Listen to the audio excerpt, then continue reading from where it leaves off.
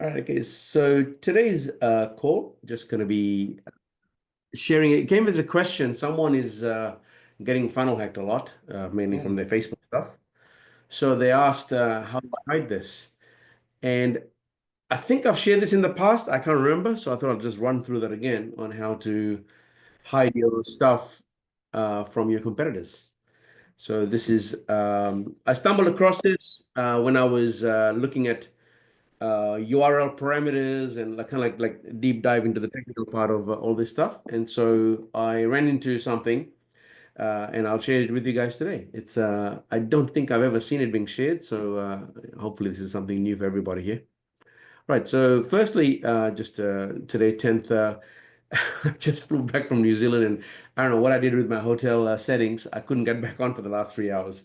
So anyway, I finally got it working. It's some firewall setting, something I can't remember. Anyway, so long story short, the number one way to hide your funnel is to keep quiet. Is to not tell anybody what you're doing. That's kind of like the cardinal rule here. I have seen quite a few funnels that have literally collapsed within 30 days of being sort of shared or bragged about online, especially in the lead gen space, because obviously the volumes are much bigger, or the opportunity is much bigger than, say, for example, a webinar funnel or some sort of info marketing product where probably the amount of work required is probably going to be considerably higher than just ads, a lander or a quiz funnel or something, and then on to sell leads. So it's the ROI and the effort to rip someone off is probably the highest for lead gen funnels than probably any other funnel that's out there. So it almost necessarily, but so then by definition you want to keep quiet.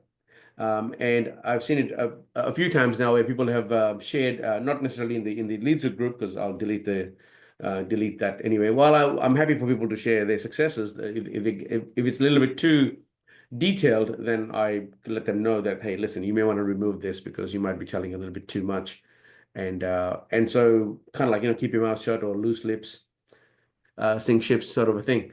So I had one guy who after many years of trying to make this work online, he finally got a funnel working. I believe it was in the solar space.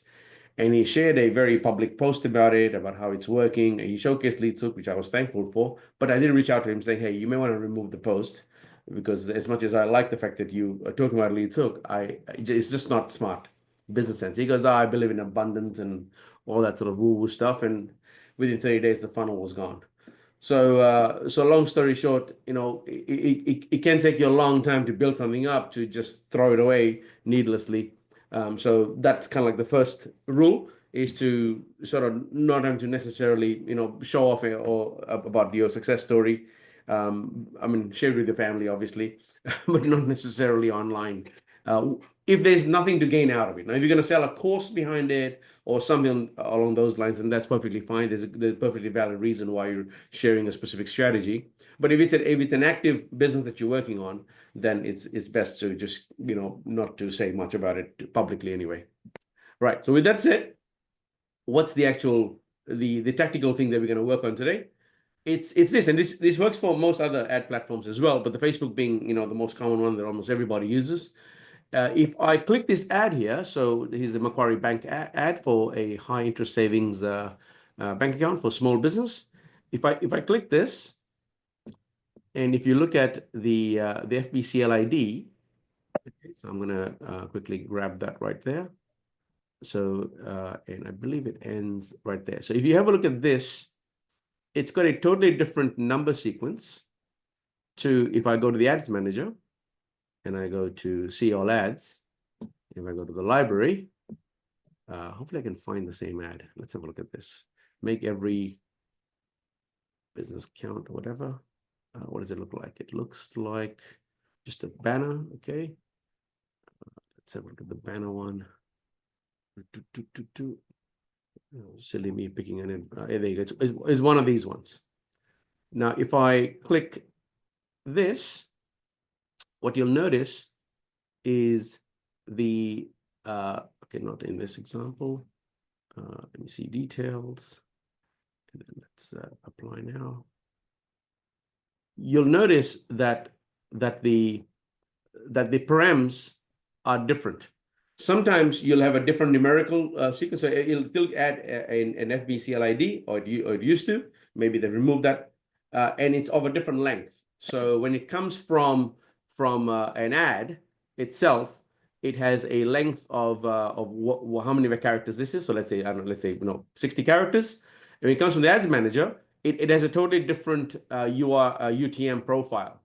And so what you can do then is, because so now you know how to identify what traffic is coming from your ads library versus what traffic is coming from the ad itself.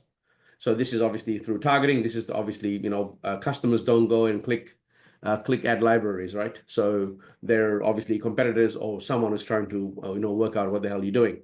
If that's the case, then what you can do is you can actually, if you go inside Leads Hooky, I'm just gonna create a new one and say, here you go, separate ad traffic from competitors versus competitors. Read this. What you can do is your very first node that you have, the decision node, you can actually identify that now using the UTM params, because if you go to the tracking down here, all of the UTMs are available. And so you can actually identify that, including if it's Facebook, then obviously you will have the FB. So ends with is blank is what we're getting when I'm clicking on my side. In your country, it may be different, so just check out for yourself what it is. But I found in the past that anything that comes from the ads manager, you had a shorter in lengthwise number of characters. FB CLID was shorter than when it came from an ad.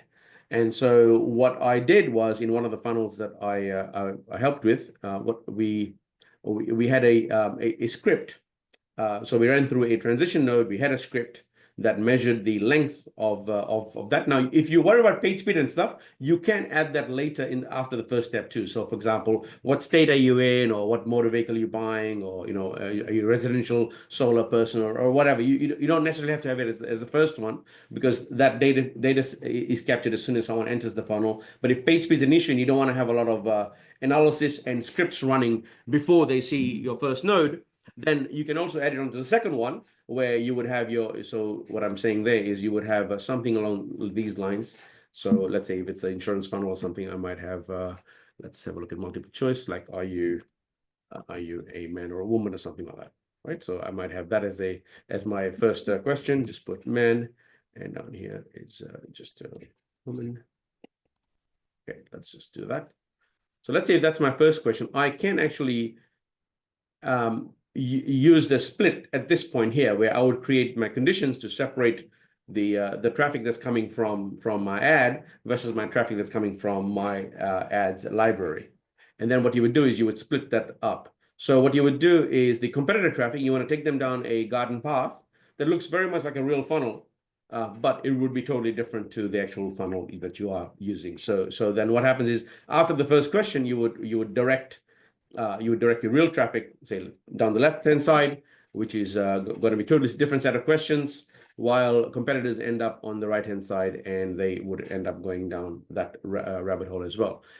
I've had a few people who've been, over time, been able to identify like the IP addresses of their competitors as well, and you can obviously use that as a filter as well, and so on and so forth. So if someone is coming from a very specific IP or a set of IPs, you can actually, once again, redirect them down a pathway that very much looks like a real funnel, but you may have only 2 questions in a big form or something, and they're like, wow, I can't believe they're making this work. And so, but they'll always see that because they're not coming from an ad per se.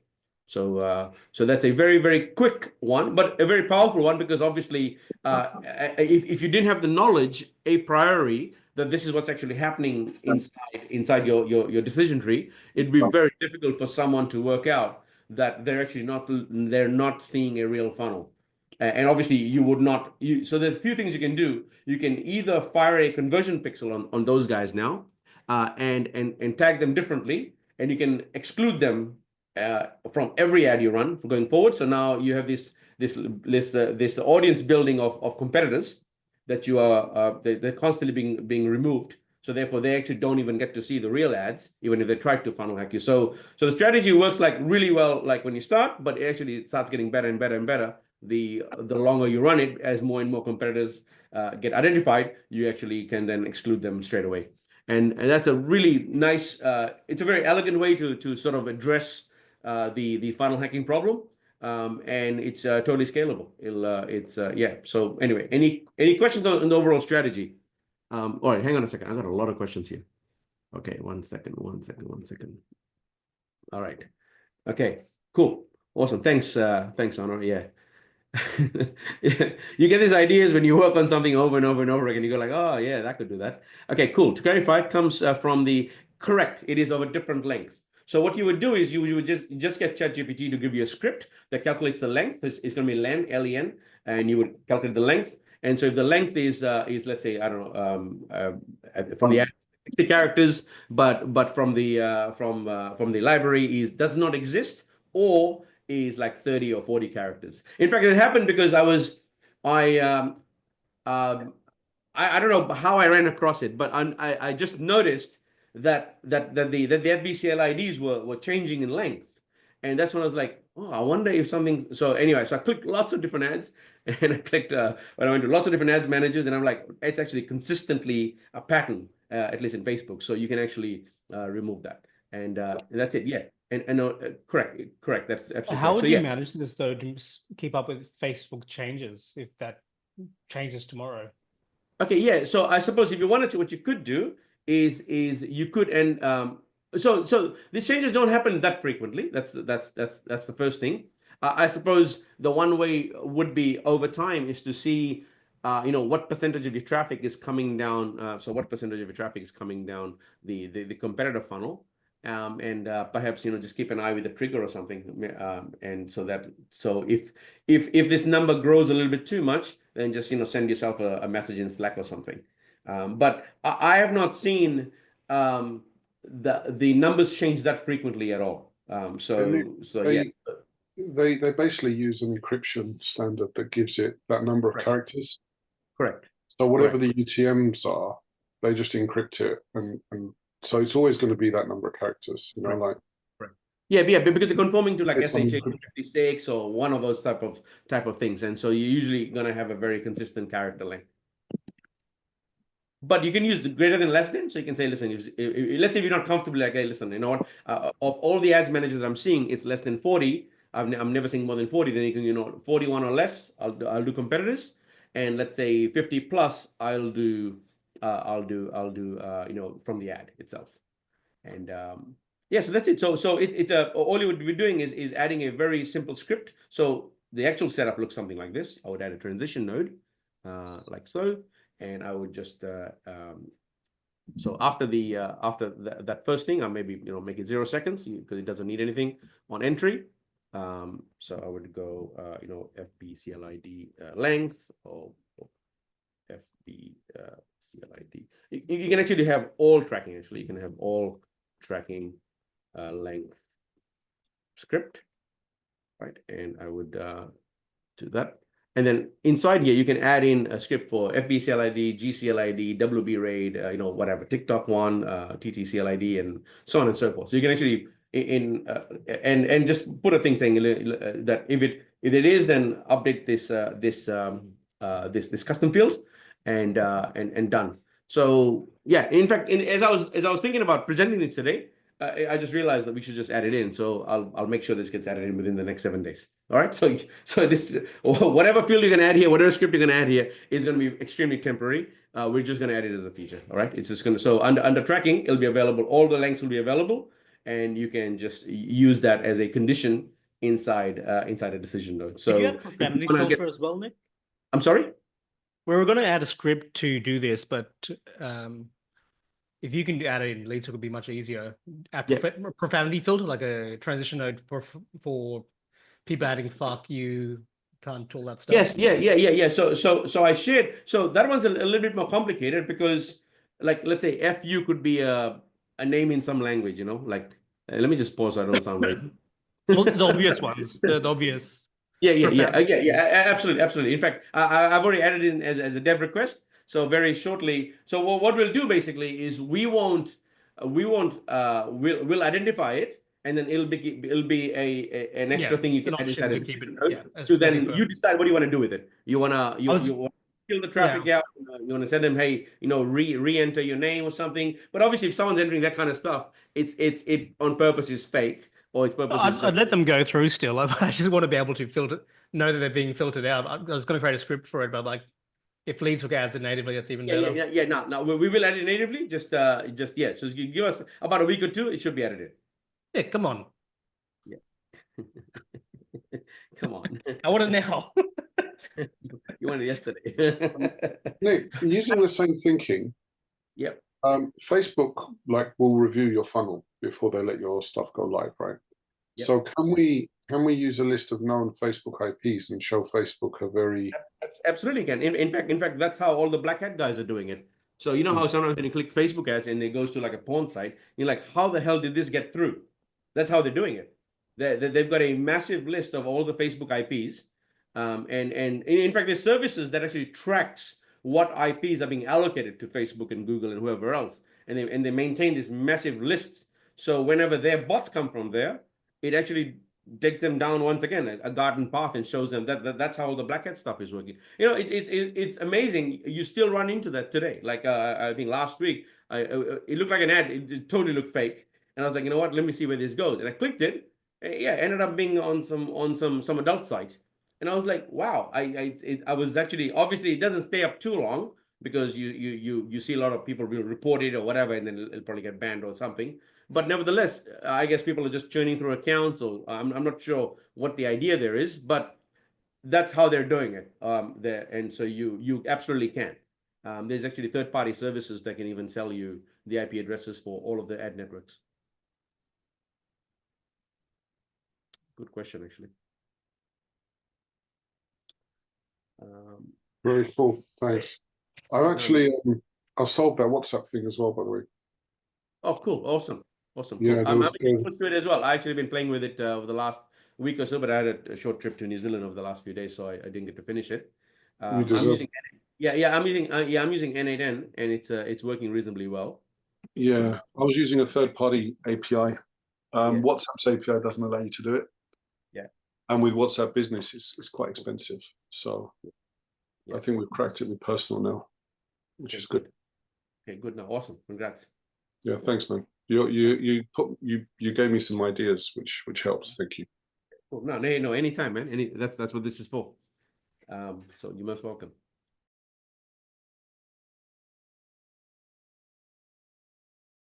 Hey, Jason, I see your mic unmuted. Did you have a question or something? No, sorry. Oh, no, all good. You can leave it on. All good. Just want to make sure I covered. So I haven't spent too much time on the Google one or the TikTok one, but I suspect you'll see a similar pattern of sorts. Seems that at scale, Facebook's the one that's performing for most people. So that's at least removes the Facebook one for anyone who's trying to funnel hack you. And that's it, really. It's a fairly simple one. All it is recognizing a pattern, and then working out some way to discard the pattern that you see. And so it's in this case, using length.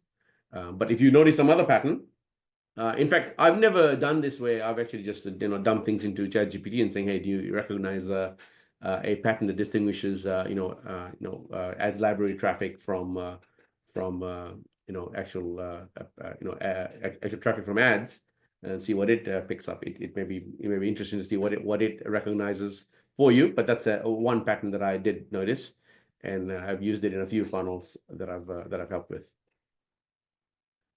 Right, that's really all I had as far as that's really scalable. Obviously, the other one is you can add in your conversion pixels of the bad leads, all that sort of stuff, but it doesn't always identify the bad the competitors. The only thing that identifies competitors conclusively is actually people clicking on your ads library, because customers won't do that.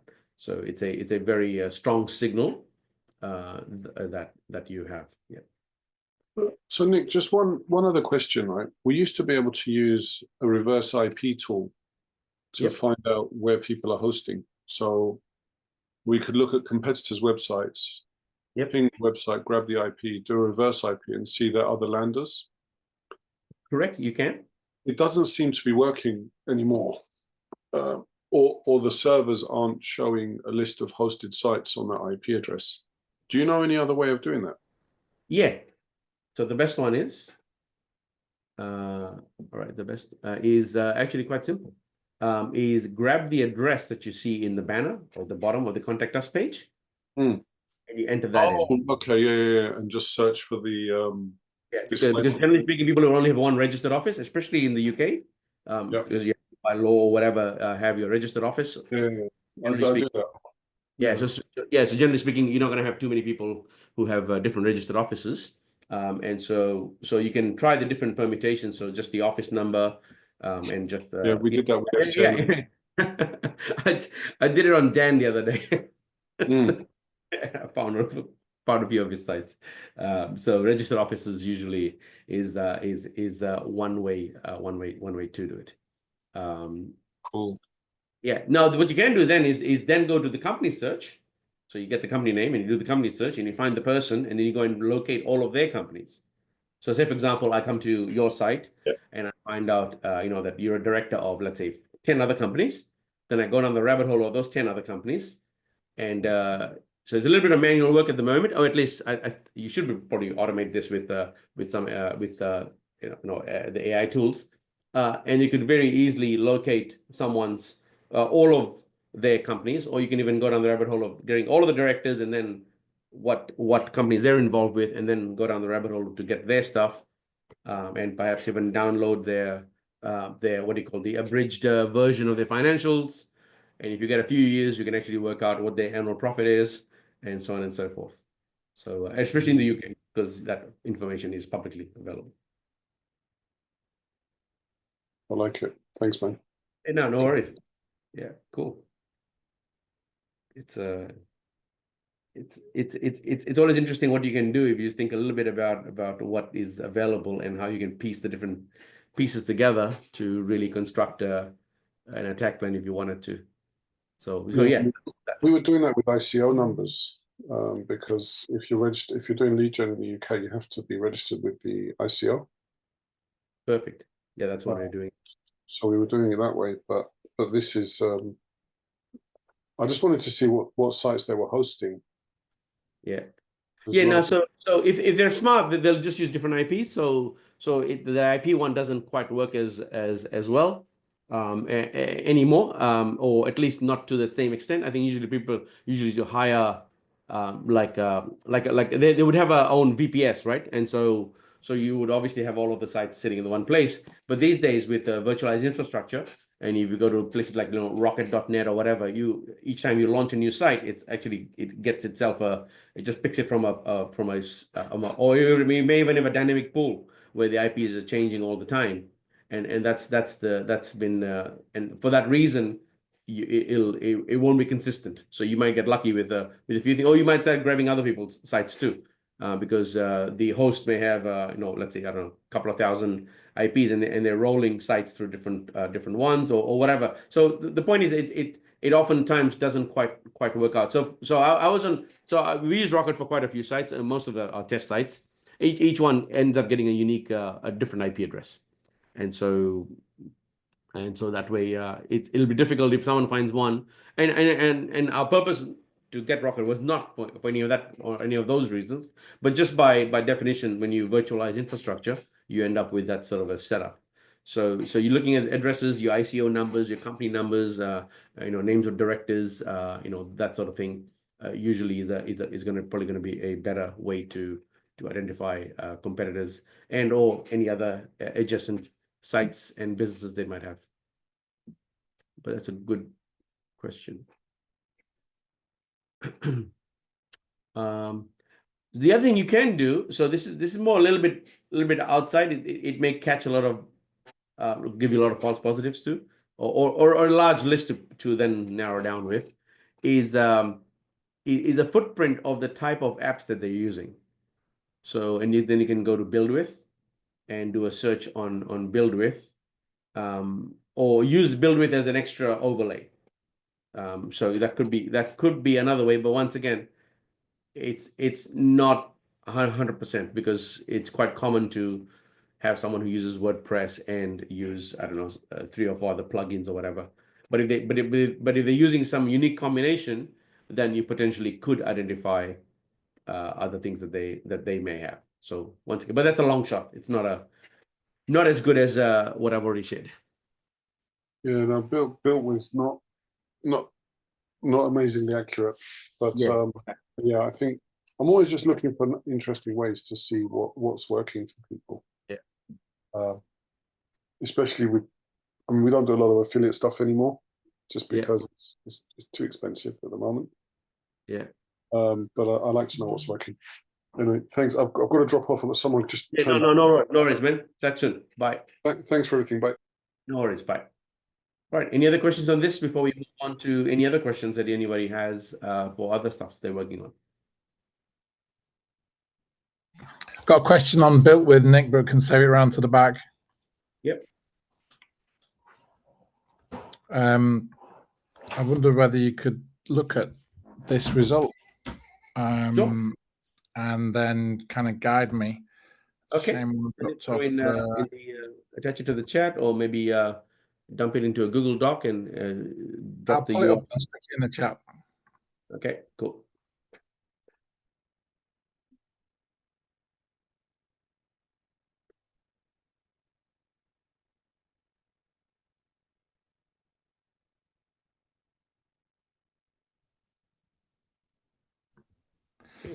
Yeah, just with your experience in BDI, all I was looking to do was to see whether it was Webflow or WordPress, but I couldn't see anything.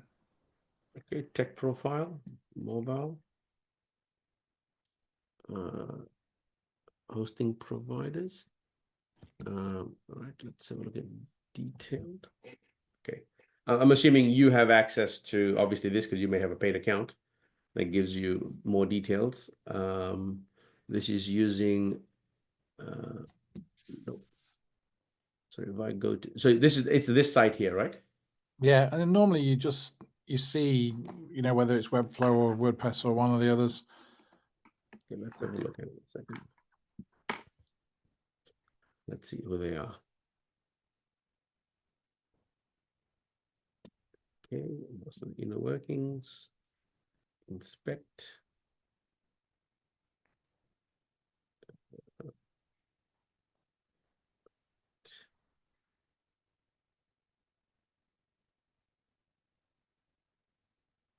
All right, so using GTag.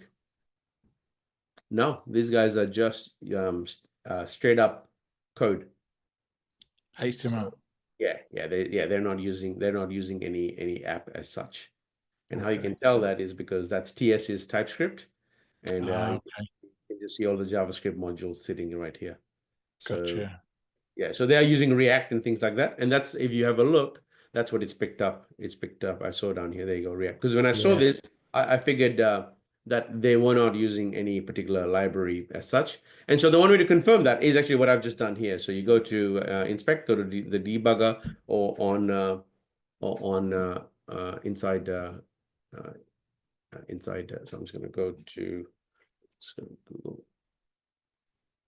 It's a similar. I was on Firefox, so this one here is if you go to sources. So that's the one on is on Google itself. So there you go. That's oops, not console sources, and you'll learn something very similar.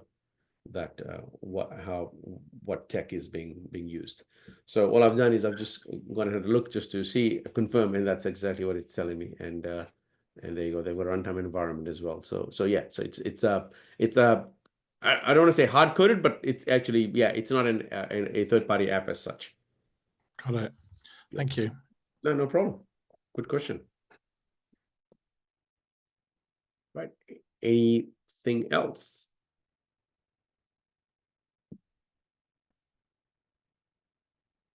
Right. Okay. Well, if there's no more questions, I'll get back to the Have team. you done anything more with N8N and content, Nick? Sorry? Have you done anything else with N8N and like content? Oh, you mean the Right. speed? Yeah. There's a whole bunch of updates coming up. I just had a short trip to New Zealand, so got a bit backtracked. But there's about another 10 or so videos coming Oh, in the wow. next day or two. Yeah. I actually meant with content in terms of like Perplexity for research and some sort of workflow. Yeah. Okay. Yeah. No. So we are using something internally. We've been playing around with it for the last few weeks. So I'll share a few things that have popped up. Yeah. So my goal there is as I discover new things, I'll just keep adding it and just posting it in the group saying, here you go, there's a new way to do something. Sweet. Yeah. Cool. Very sweet. Yeah, absolutely. Yeah, that's the whole point. Is as I'm because I've played with a lot of tools. Most don't go anywhere, or they're not quite as good. But then when I uncover something interesting or something that's usable, fast, and simple enough, I'll share those. So DeepSeek stopped letting you get sorry, API credits for a little bit there. with a deep yeah. So if you want to use DeepSeek, then just use OpenRouter. Yeah, they got too many requests apparently. Yeah. Listen, with all of this new stuff, it's always going to struggle. It's not- So you want to have a backup anyway. So yeah, but that's the way to for the main stuff, just stick to OpenAI, Claude, and Gemini, and then add these things to the side as you see your costs going up on the three main ones to see if there's something that's an alternative that's good or equivalent. And that's a much more pragmatic way of dealing with how to use new tech in the business rather than always trying to be like, hey, no, I'm always want to be on the that's my job. That's not your job. So my job is to go out there and to keep testing new things because the needle moving that we can do because we're offering this inside an app can be massive because it helps everybody. So that's why we're spending a lot of time on that side of things. In your case, I just don't think moving one model to the other, at least in Feb of 2025, is going to be that much of a needle mover, or at least there's no urgency to do it. Like, oh my God, you know what? New model just came out. Let me switch everything right away. I just don't think it's going to move the needle that much. Or if there's a problem that you haven't been able to solve with existing tools, then you go and test a new one, and that's a good use case to quickly use a new thing that's coming up because it's a problem that's been difficult to solve. But if you've already solved the problem really well, then you know what? It ends up becoming like I'm just wasting my time just for the sake of running after the shiny object, and that time could be better used in running creating more creatives or whatever like the real stuff that makes money in a lead gen business versus the use of technology for technology's sake. Cool. Otherwise, good question. Yeah. Anything else? Right. Well, there's nothing else that's popped up, then we'll call it a day. And same time, same place next week. Hope you all have a very profitable week. And so just for the speed SOS guys, I'll post the thing saying in about 2 weeks or so, we'll do another Q&A where we'll go through in a lot of detail about what are you struggling with, or what have you implemented, what haven't you implemented, what have you struggled with implementation, so on and so forth. Because the point is without deploying any of this tech, it's really like, in fact, Tom, he's in the group. He reached out to me. He goes, "Oh, finally, got around to watching the videos." He goes, "This is ridiculous." He goes, my brain is exploding with what we can do with this stuff." And I said, "Yeah, it's a rabbit hole." So I said, "Yeah." I said, but then he also watched the video where I shared the framework of how do you think this thing through? What do you want to fix first? What do you want to fix second? And what do you don't want to fix? Because the point is that the goal here is not to AI everything. Is to AI where you're moving the needle, right? That's the important part here. Ultimately, it's a business, and you got to focus on rev coming in and rev coming out. So in fact, there's a side story. I was on a plane with my cousin. They do large scale pharma and all that kind of stuff, and they finally doing info, sort of. Direct to consumer supplements like vitamin supplements and Ayurvedic supplements and stuff like that. And so he was like, it's been really, really hard to find someone who can do this for us. And so I broke it down for him, And I said, this is how you want to kind of, focus on. You want to build your back end first and then come to the front end, because if your back end's done, then, then you have numbers on what you can bid on the front end. Because if you don't know the back end, then you're not gonna know how much you're gonna bid on the front end. And he's like, like we worked with 7 agencies now, or 6, or some stupidly large number of agencies, and no one's really been broken it down. But he goes, having said that, he goes, we didn't even have that understanding that we got to be asking these kind of questions. So yeah, so he asked me, he goes, hey, why don't you come in and just kind of share with us, like, what's a good way to break this problem down? And I said, yeah, sure thing. So it's not just a problem at kind of the level we're playing with at the agency level. It's actually like a real problem in businesses, because these aren't dumb people. I mean, they run a very, very successful business, and so, but they have that offline mentality, right? We run TV ads, radio ads, and to move that to the online world, it requires a slight shift in how you're gonna play it, and they're mainly B2B, and they're starting to do B2C now. So I said to him, I said, what you really should be doing is looking to hire someone who has got a deep background in B2C, because it's a totally different skill set to someone who's doing B2B. And oftentimes it does not translate across. That's not to say that you can't find someone who's really good in B2B and also very good in B2C. But I said they're a bit of a unicorn kind of a situation, and it's going to be hard to find that person as an employee or a team member as such who's going to join you. So I said focus on just getting a B2C person.